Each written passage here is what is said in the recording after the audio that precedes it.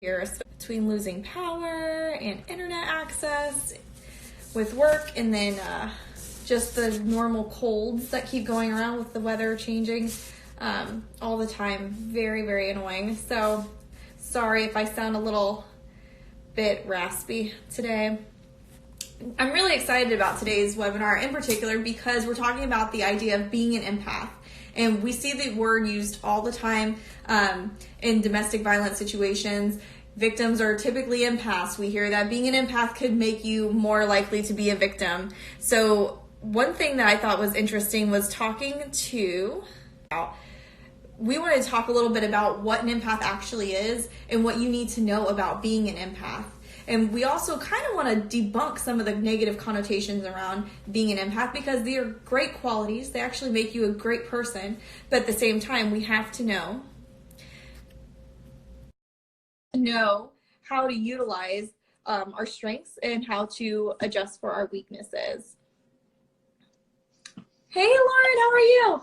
Hi, I'm doing well. Good. I'm so excited. I was just telling them a little bit about our topic of being an empath today. Okay, awesome. Yay. So I know not everybody knows Lauren. We've been sharing Lauren's content a little bit here and there. So chances are you've seen her on the page, but you haven't actually known that it's her. So a little background on Lauren. Lauren is a licensed clinical social worker and board-approved supervisor living in San Antonio, Texas. She's actually been in social work for 10 years and is a graduate of the University of Texas at Austin, and she's currently working as a high school social worker. In addition to being a school social worker, Lauren has created a blog and a YouTube channel dedicated to social work, which is why we found her. And her channel is Social Work Scrapbook. And really, the core of what she's doing is combating the negative stereotype associated with social work and giving viewers a glimpse into the field that she loves so much. So it's exciting to have you, Lauren. Thank you so much for joining us. Hey, thanks for having me. That was a wonderful introduction. I love it. Thank you. Why don't you tell us a little bit about yourself? Okay, I will. I'm trying to take off my comment box here because I can't quite see everything. This is weird. Oh, there we go. There we go. Hi to everyone, sending hearts and waves. Yeah, so a little bit about me, and I'm so excited to be here with your audience and mine too. I see some familiar faces on here, so hi everybody. I'm anxious, but I'm also just excited to share some of my experiences within a toxic relationship. It's such a personal area for me, and when you messaged me and wanted to collaborate with me on this topic, I said yes right away. But I have to admit, I got anxious because I'm like, oh my God, that's a point in my life that I survived and I got through, and it's just one of those things I'm like, I'm not looking back. But I do realize that I use a lot of the lessons that I learned in that relationship, boundaries being one of them. I utilize those boundaries every day. I take full advantage of them. And I thought to myself, why am I not sharing this with my audience? As you mentioned, I am a social worker. So a lot of my people that I help out, I have a little YouTube channel, like you said, are social workers or soon to be social workers, which are usually we're very empathic people. And I felt that this was very necessary for me to share this part of myself, just to see if it would help anybody maybe going through the same situation or that finds themselves in that situation, because it comes out of nowhere sometimes. When you least expect it, you'll be confronted or challenged by someone that's toxic and maybe you shouldn't be around in your life. But lessons learned. Yes. I think that's important too, to social work and understanding psychology and understanding people, they're all completely tied together. And sometimes we think, well, I'm just not trained enough. I just don't understand enough. I didn't know what to look for. But you're right. Things just sneak in on us, especially when we're not trained in thinking about it. And sometimes in our personal relationships, we don't think about it, right? We separate. And I think that's a really important point. Completely. So we see empath all the time. Everybody's talking about empath. The common hashtag you see with domestic violence is the educated empath, right? An educated empath is a narcissist's worst nightmare. Why don't you break down for us what an empath is? Okay. Okay, that's a good question. And if anyone knows what an empath is already, if I can see some thumbs up or some descriptions too, because everyone has their own idea of, like what you said, what empathy is. And I hadn't heard that hashtag educated empath until I saw it when you were sharing this story. So it's interesting. I like the phrase for sure. Um, Empathy is something that I myself, as a mental health clinician, and a lot of people going into mental health rely a lot in that skill. You're kind of born with it. You can build empathy, but to be an empath, you're born with that ability to communicate. It's really a communication tool. So just the way normally we communicate verbally, sometimes non-verbally, you can see in people's eyes and faces, or their mannerisms, things like that. But an empath can communicate on an emotional level. So it's really interesting when I'm in session with a client, so to speak. I'm dealing with a lot of trauma, a lot of emotions, a lot of anger, and as I'm speaking with a client, their body, you'll see kind of their body relax, and all of a sudden my heart starts racing, and I'm like, oh, okay, they're filling the room with the trauma they've experienced, the sorrow, the grief, whatever it is. And I just get a little snippet in that moment of how it feels to be in their body. So it is a little, you feel a little disconnected for a moment, but having a master's in social work has trained me to be able to set a boundary right there and know what's mine, what's theirs, and how to lend my perspective to them to help them out of the feeling. So I say it's a super form of communication that we use because we are able to step into someone else's feelings and emotions, if not for a little bit. So that's kind of a brief, I wanted to give an example just for people that are like, I don't really quite get what that means. And so that's what I would say. It's a super form of communication. We just understand and feel sometimes the motivations of other people. Love it. Yes, for sure. And, a lot of that is very positive, and that's one thing we really want to hit home in today's workshop, because there's been so much talk, particularly on our page. We get a lot about, it's a negative. It's why I'm in this mess. Why don't you tell us, let's start at the beginning, okay? Why do you feel like empaths are sometimes more prone to be victims of abuse? Okay, that's and I hadn't really seen empathy as a negative thing until we kind of talked, and I was like, wait a minute, that's a strength. And so I'm glad that we're talking about this. Because empathy is something that takes you out of your body and your emotions for a minute, for a sense. You kind of lose a little bit of that control. It can be a little scary. So basically what happens is when you're not protected with your own boundaries, then it's something where you can get swallowed up by someone else's emotions. So that's one thing. But I wouldn't say that empaths are complete targets of narcissistic type of people or toxic people in general.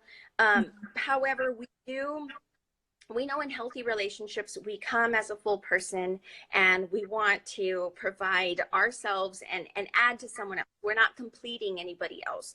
That's like just a bad myth that a lot of romantic movies like to put out there. You complete me, those types of things. And we know love and a healthy love relationship, we're not supposed to complete anybody else. We come as a full person, and hopefully, we grow together as people, and we change and whatnot. But I think what narcissists and toxic people lack is the ability to connect with other people. They don't quite feel every single emotion, especially within themselves. And I think we do connect in that way. So with a relationship with a narcissist, an empath kind of completes them. So they do mirror us, and they will study us very closely.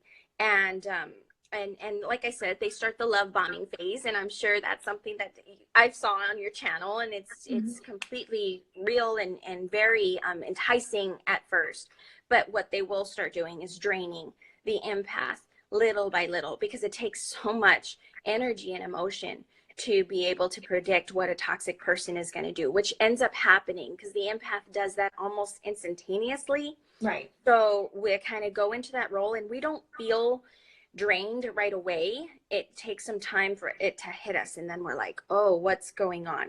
And then we realize that our boundaries maybe haven't been the best. Because I will say, I feel like narcissists are attracted to people that don't have boundaries. Right. And they'll test that to see if you're going to be a good form of supply for them. Mm-hmm. And so an empath that doesn't have the best boundaries is at risk, I would say, of falling into that helping role and wanting to help out a narcissist, because we know that they have deep wounds that sometimes, well, I don't really think can be healed fully, especially if they're not in some sort of mental health type of treatment or seeking therapy actively and things like that. Absolutely. I think that's really interesting. And talking about the coming in whole, we talk a lot about dating after abuse too. And that's one of the key concepts we talk about is you're going to be a whole person going into it. You're not looking for them to complete you. You're not looking for them to help heal the trauma, right? That's what we're talking about. Narcissists tend to do. But that idea of being a helper and being an empath, making you an amazing helper, an amazing giver, but you're not a fixer, right? I think we see it all the time. One of my favorite ones, and we'll bring it back and forth to other women, but it's, you're not a rehabilitation center. And, you know, that's so key. But everything that you're describing about an empath is incredibly positive. It's just how we set those boundaries in place. So I definitely want to dive in a little bit more there. I feel like most people understand the concept of boundaries, right? I think we've given a lot of quotes from Dr. Henry Cloud, and he talks a lot about boundaries and what does boundaries mean. But I want to know, what would you say is a boundary? I think, at least for me, I didn't quite know that my boundaries were as low as they were. And I think so there is a misconception. Oh, I know how to say no. And I know how to, if I have something scheduled, I can say no to it, or if I'm feeling tired. And that's what we hear a lot about boundaries. But a toxic person, a narcissist in a relationship, will test the boundaries rather early in a relationship. And that's what, in researching and studying to come on here and share some of my knowledge, I realized that in a relationship, we throw little boundaries out there. Maybe, oh, I have work tomorrow morning and I have to go to sleep early. And the narcissist will try to keep you on the phone just a little longer to see whether they can break that boundary down that you've set for the conversation that evening, so to speak. And so this is how they test to see where your boundaries lie and whether you're going to bend on them a little bit. And so that's something that I do want to share with our viewers today, to realize when they're doing that, or if it's a food you don't like. Sometimes they'll just start with the tiniest things, and that's something to be aware of. And then, since we're so good at sensing what another person's emotions, whether they're in distress, whether they're upset, we tend to quiet down or hush our voice down in that relationship in order to keep that person at bay, or you're in public, so you don't want them to, you know, get down or bring the whole mood down of the situation that you're around your family, whatever it is. So walk on those eggshells a little bit, which is our boundaries out of our hands a little bit, because in a healthy relationship, you won't have a partner that's testing those boundaries for fun to see how much they can get away with. They will typically respect the boundary. Hey, get to sleep. I'll see you tomorrow. We'll talk tomorrow.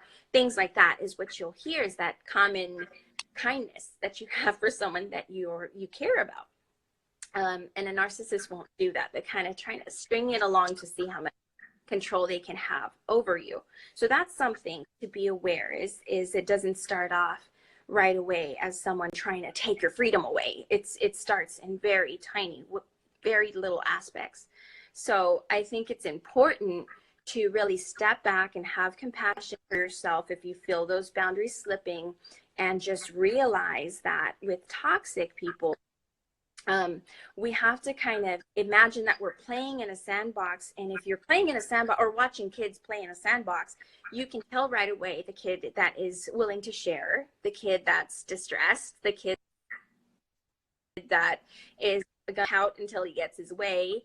And that's the kind of analogy, is with someone that's toxic or narcissistic, you kind of take a step back and see the situation for what it is. Because when they don't get their way, it's really hard to set a boundary with someone like that. You almost have to learn how to take time outs, how to tune out, how to remove yourself from the situation completely, and not try to fix something. As you said, we tend to want to fix, and it comes easy to us, but it's not our thing to fix. So that's something that I would, yeah, kind of throw out there. I think one thing that was interesting you said was about kind of reacting before they ever do anything, because we know that the cycle of abuse, you're getting trained, but if you're not being cognizant of what's happening, you're not going to notice it. And a lot of times, even if you hear 20 of our webinars and you know exactly what the cycle of abuse is, you could still be pulled in. You could still end up reacting to that. But the funny thing was, you're just saying, like, you can almost, as an empath, because you're so intuitive, you're going to react to something even before they do something. So you learn so instinctively that you're going to already try to not do the things that are going to set them off. But we know that that's never going to work, right? Because there's still going to be something else that happens. Yes, there's always an issue. Yeah, there'll always be an issue that'll kind of start the cycle all over. And we're kind of going to get berated or whatnot, no matter what you do.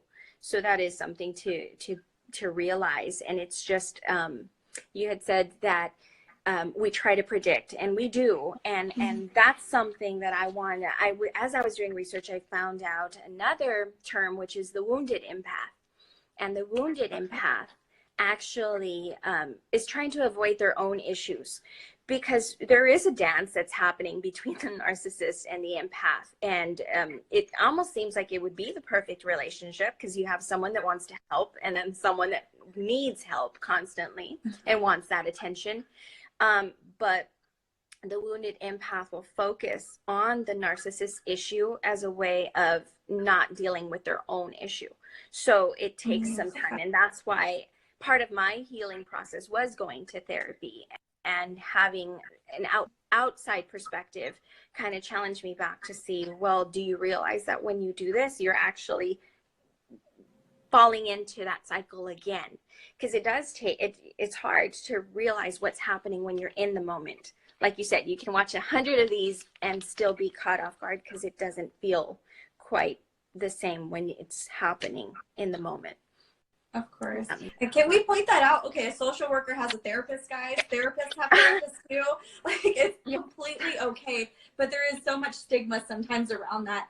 But healing your own trauma and allowing other people to take the steps to heal their trauma, not you rehabilitating them, but them actually going to people who can help them, even clinically help them, is so important. We hear it all the time, right? One of the things that will be used to keep you around is, well, if you do not stay, I'm going to kill myself. I'm going to inflict harm on myself, and then that's going to be on your shoulders. It's one of those things where sometimes it's just to get you to stay. It's just a control and manipulation tactic. And then other times you have to realize that's not something that you're trained to do. It's not something you're able to take care of. But I think that's a really important point. Lauren, you had talked about boundaries as these kind of smaller things, trying to get off the phone. We know that is, really tied to gaslighting sometimes, right? Keeping you up, making you go crazy. That's a really good webinar we need to do too, a gaslighting webinar. But I think it's interesting to think about the tiny little boundaries that you set in place, the little respect notions that they start to chip away at. Because you're right, it's this long-term process. Abuse is not you walk into your first date and you can just tell. I mean, sometimes you can. Probably not the best narcissists, though. They're not the ones that are going to get you long term, but it's the little things that you break down. I think that's so important.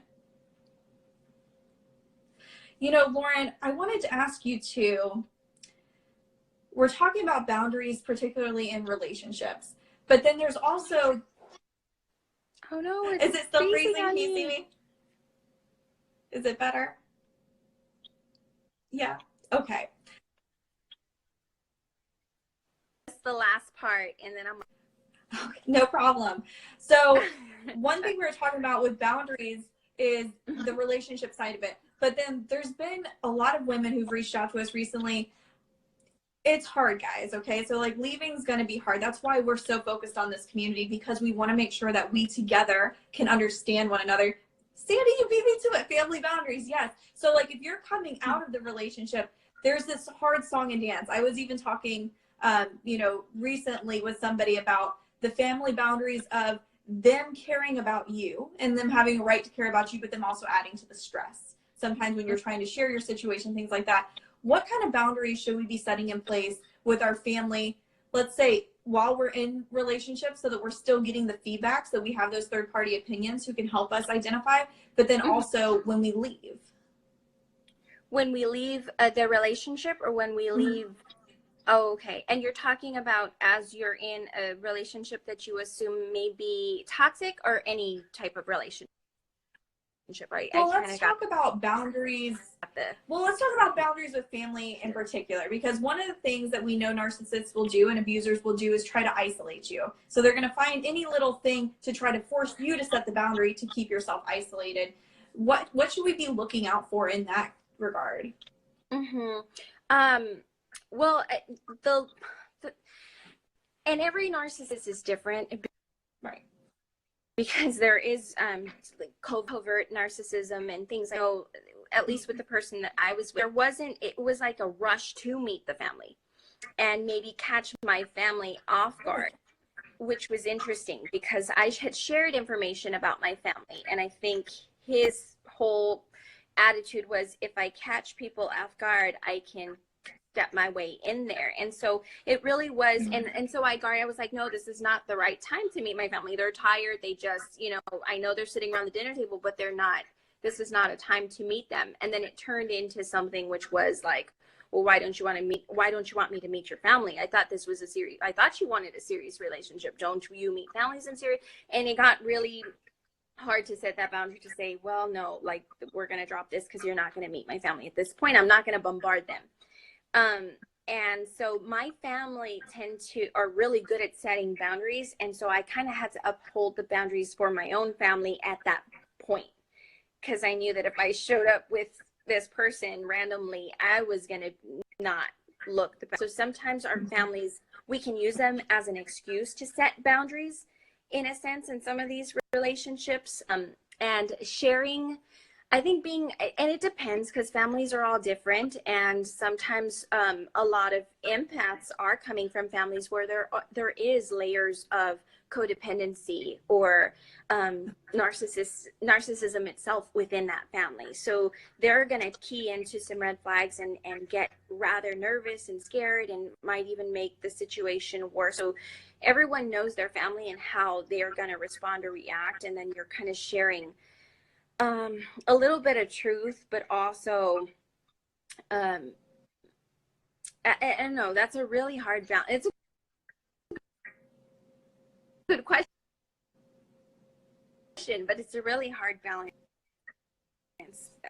to kind of share what's going on in everyone else without being because you don't know whether the relationship is going to end, and then maybe just egocentric, because we are in a society right now where there is a lot of there's a lot of that going around. That independent. Are you sure? I hadn't noticed. Yeah, unfortunately, just a little bit. Yeah, it's hard to tell. I think that's interesting too, because you're right. Sometimes they can complicate things too. And if your family does have some of those tendencies, they are, overbearing or codependent, or don't have boundaries when it comes to you and your personal life, you might even see that as a way for, an abuser to say, you know what, really, this isn't healthy. You should completely remove yourself from them. Yeah. So I do think that's complicated for sure.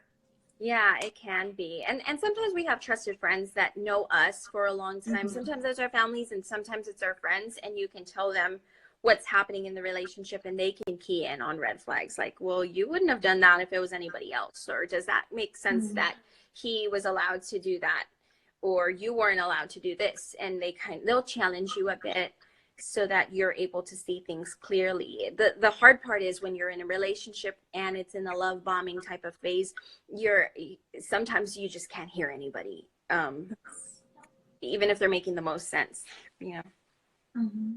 I think that's so important too. Family is not always blood family, but having that person in your life who will challenge you, who you go to and you make it a point to just be completely honest with them and then hear them, is so important. Let them call you out when you're not hearing them, when you're not listening to them. I think that's important too. But that's something we have to do to our own self accountability. Yeah, that's very important. Yeah. And I think that really answers the question a lot about setting the boundaries after you leave too. because it really is, it's something based on your family and what you're comfortable with. And we're talking about boundaries you set. It is a lot of times what you're comfortable with, what your gut instinct is telling you, and then your assessment of what's going on. And your boundaries can shift. It's not that boundaries can never shift, but we want to make sure that we're not shifting them because of someone else's influence. It needs to be something, you know, that's positively going to impact and help us for sure. Exactly. You all tell us. You guys have families too. You know, we love to hear your advice, and think of it too. I know we say it all the time, but we get a lot of women who are stuck in relationships that they can't leave. We know it takes, you know, an average of 7 to 12 times of trying to remove yourself from the situation to actually leave. We don't do victim blaming here. We are ourselves people who've lived through it. So we totally understand that. But there are women who are watching, who are reading your comments, and they're making the decision to leave, and you're helping them make that final step, that final decision to go and leave. So if you have any advice about setting boundaries, about how to identify if you're an empath, what it means to be an educated empath, and also how to set boundaries with your family, please tell us in the comments. It definitely is helpful. And I cannot tell you guys enough how many messages we get from women who say, I was stuck and I was been watching for 6 months before we could actually follow you and interact on the page.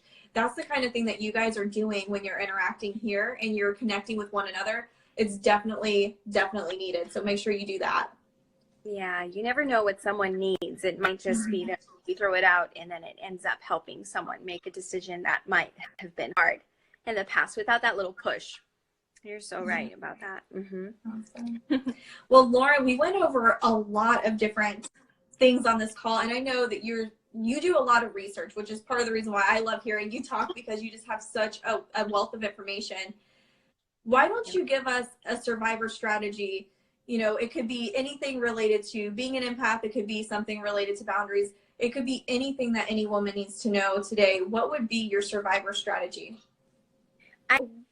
Tying it back to empathy, I thought this was really interesting, is that there's empaths in the world, and if they've been impacted by a narcissist personally, like myself, it's almost like once you start setting boundaries, it becomes a muscle that you can grow.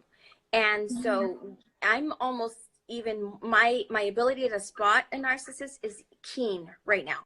Like, so some of mine will bring their love interest around me just to kind of see what what I'm picking up, because you can pick up someone's intentions. And like you said, an educated empath is a narcissist's worst nightmare, because there are people around me that I can pick up their vibe. I know they're a narcissist, and they will not give me a second look, a second glance. They are kind of dodging. They won't be in a room with me. They'll leave the room. It's very interesting. And so when I start feeling those vibes, I know what's going on. It's like you can see through someone once you start practicing those boundaries and you set them for yourself. So if you have someone with empathic qualities in your life, I would be sure that you tune them into what relationship you're in, and and they may just tell it to you how it is, and then just be ready to receive what they're picking up, what kind of energy they're picking up from this person, because that is something that we get, and it's just a feeling sometimes where, you know, that person doesn't have the best intentions. And so now I trust that more than ever. And I would like to share that, is make a friend that's an empath, or go to therapy yourself and explain, because they can even tell and pick up that's someone that's toxic. That's great advice. So we all need a Lauren. That's your action item. Find a Lauren. Get a Lauren in your life today. I love that. And Lauren, I know you're familiar with our page. We're always communicating back and forth, but you know we do our remind hers. What is your remind her for everyone today? That empathy is I just want everyone to leave here knowing that empathy is something that is a strength beyond what you know. It's something to practice. It's something to grow within you, because it is a strong protective factor, and it'll actually be a repellent from toxic people if you know how to set your boundaries. So don't ever underestimate that gift or feel like it is something that's detrimental or a target on your back, because even if you are a wounded empath, there's a way to fix that and to move forward, and then um,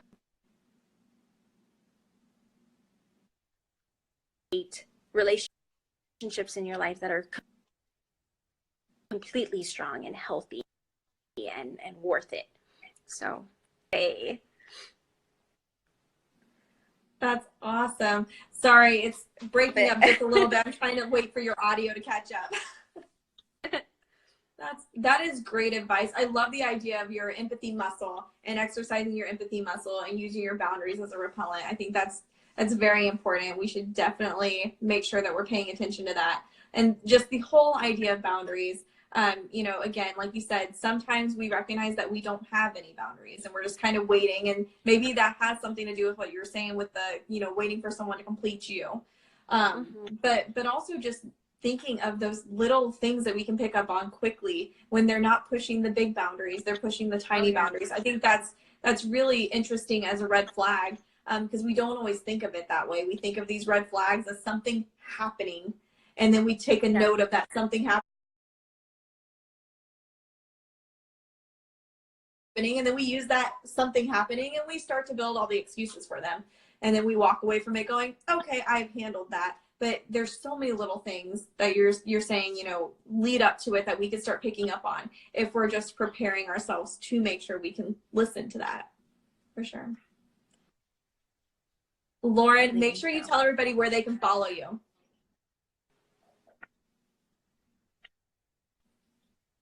I'm over at Social and also on YouTube. You can search Thinking of Becoming a Social Worker. That's where I share all my tips and strategies to passing tests and doing well in the classes and how to even start that social work programs and things like that. Any questions I get, I'm constantly making videos and helping people out. So that's me. Thank you for doing that all the time, because it does make a difference. It's so exciting to see your audience in particular responding and reacting to you, because those are people after my own heart. I love people who can sit there and just take the world around them and see some of the brokenness and say, you know what, I can help this. I can help see through and find solutions and be there for other people. And, you know, we're big community people here at Remind Her Movement, so I just love seeing what you're doing. Great, thank you. Thank you, and I love this community too. I'm glad I also followed your page because it's very, very cool. Thank you. Well, again, guys, make sure you go follow Lauren at Social Work Scrapbook, and make sure you check out her videos too, because she has some amazing content that even if you're not looking to go into social work, just the wealth of knowledge that she provides is so amazing to help you become better at understanding yourself, understanding the people around you, and being a better individual overall who has these good boundaries, who's going to get into these healthy relationships. Let's keep thinking positively.